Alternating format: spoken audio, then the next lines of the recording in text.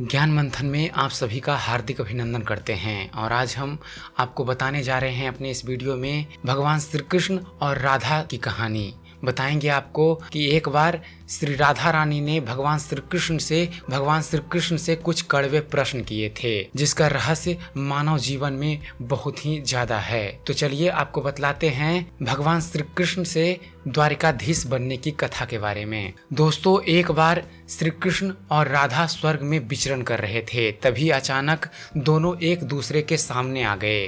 भगवान कृष्ण तो विचलित हो गए और राधा प्रसन्नचित्त हो उठी।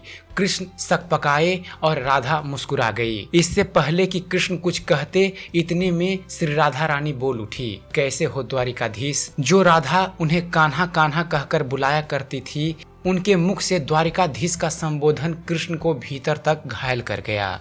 फिर भी कृष्ण ने अपने आप को संभालते हुए बोले राधा से, मैं तो तुम्हारे लिए आज भी वही कान्हा हूँ जो कल था। तुम मुझे द्वारिकाधीश मत कहो। चलो बैठते हैं, कुछ तुम अपनी सुनाओ और कुछ मैं अपनी सुनाता हूँ। सच कहूँ राधा, जब भी तुम्हारी याद आती थी, आंखें आंसुओं से भर आती थी। इतने में राधा बोली, मेरे साथ तो कभी ऐसा नहीं हुआ।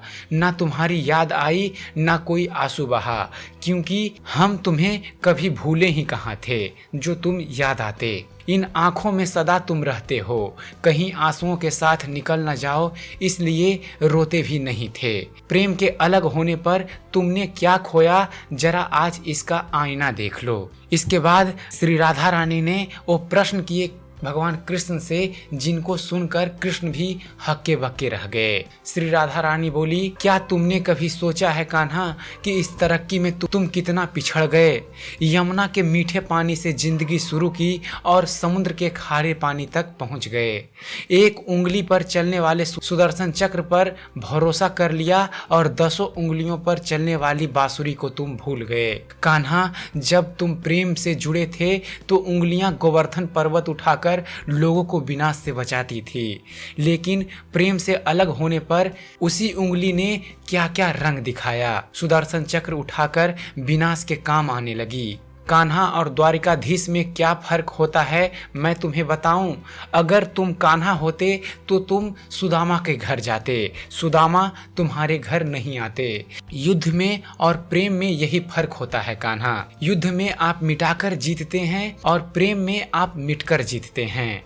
कान्हा, प्रेम में डूबा हुआ आदमी दुखी तो रह सकता है पर किसी को दुख नहीं देता। कान्हा, तुम तो बहुत सी कलाओं के स्वामी हो, स्वप्न दूरदृष्टा हो, गीता जैसे ग्रंथ के दाता हो, पर आपने ये कैसे निर्णय कर लिया कि अपनी पूरी सेना कौरवों को सौंप दी और अपने आप को पांडव के साथ कर लिया। सेना तो आपकी प्रजा थी, राजा तो पालक होता है, उनका रक्षक होता है। आप जैसे महान ज्ञानी उस रथ को चला रहे थे जिस रथ पर अर्जुन बैठा आपकी प्रजा को ही मार रहा था। अपनी प्रजा को मरते देख आप में करुणा नहीं जागी। क्यों? क्योंकि आप प्रेम से शून्य हो चुके थे। आज अपनी धरती पर जाकर देखो, तुम द्वारिकाधीश वाली छवि को ढूंढते रह जाओगे। हर घर, हर मंदिर में मेरे साथ ही तुम खड़े नजर आओगे। आज भी मैं मानती हूँ कि लोग आपकी लिखी हुई गीता का ज्ञान की बातें करते हैं, उनकी महत्व की बातें करते हैं, मगर धरती के लोग युद्ध वाले द्वारिकाधीश पर नहीं, प्रेम वाले कान्हा पर भरोसा करते हैं। और गीता में कहीं मेरा नाम भी नहीं है, लेकिन गीता के समाप्ति के बाद राधे राधे कहते हैं। हे मन, तू अब कोई तप कर ले, एक पल में 100 बार भगवान कृष्ण नाम का जप कर ले। तो आशा करता हूँ आप सबको हमारा ये वीडियो पसंद आया होगा। अगर जो आपको हमारा वीडियो पसंद आता है तो हमारे वीडियो को लाइक कीजिए, शेयर कीजिए, हमारे वीडियो के बारे में कमेंट कीजिए कि आपको यह कैसा लगता है। और हमारे चैनल को सब्सक्राइब करना ना भूलें और देखते रहिए, जानते रहिए। धन्यवाद। जय हिंद।